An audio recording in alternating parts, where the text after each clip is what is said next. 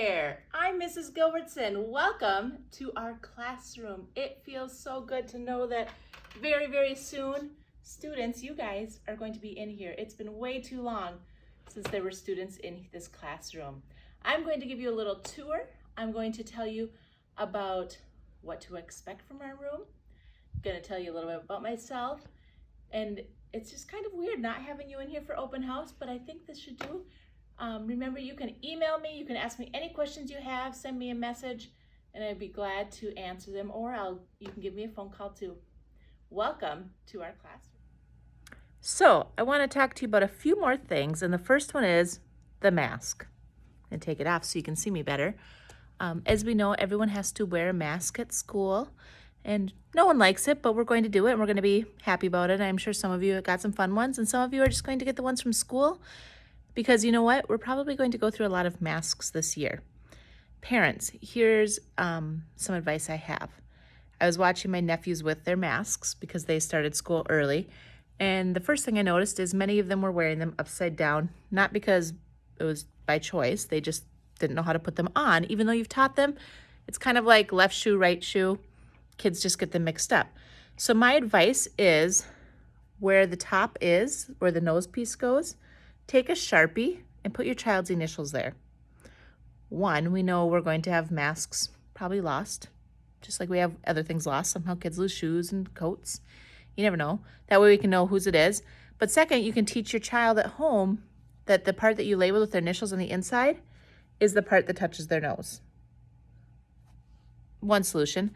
I also recommend in your child's backpack each day, keep a clean mask in a Ziploc. We know students sneeze and get lots of junk in their nose and mouths, and I'm not sure how it's going to go having students wear masks all day. So I foresee kids getting gunk on them, and it'd be nice for them to have a clean mask. I know we do have extra masks here at school, but if you have an extra mask at home, keep a clean one in their backpack. It's also really important that we wash our masks frequently. Think of all the bacteria in our mouths getting on these masks.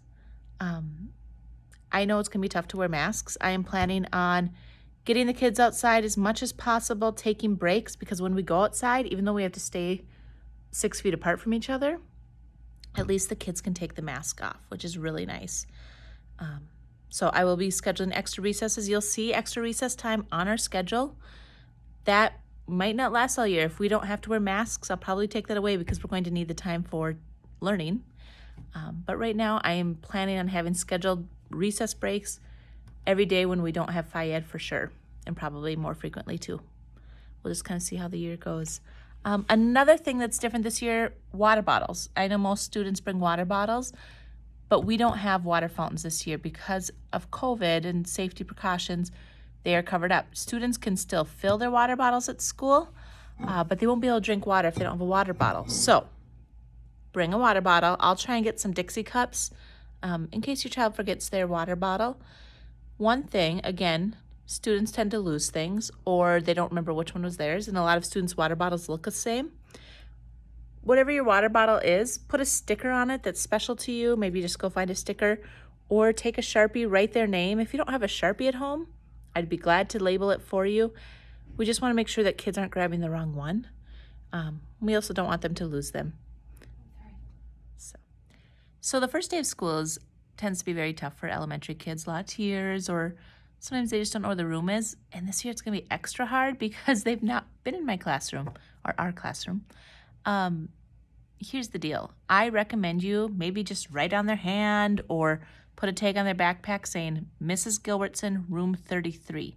Because even though you might tell them when they wake up that morning, they get to school and panic and they can't remember where they're going, and there'll be teachers out in the hallway that can help them. But if they don't remember that they're going to Mrs. Gilbertson, room 33, they just need to remember my name actually, but it'll just be easier.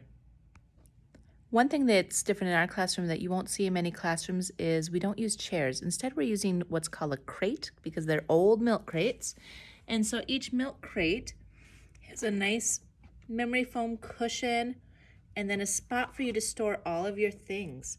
So you will choose a crate on your first day of school, and then that's where you're going to store your things all year. That way you can move your spot around once we're able to choose our spots. And it'll give you a spot to put your backpacks. Since our backpacks are not going to be in the lockers this year, they're going to be in our classroom. So on the first day of school, you get to pick your crate, not your chair.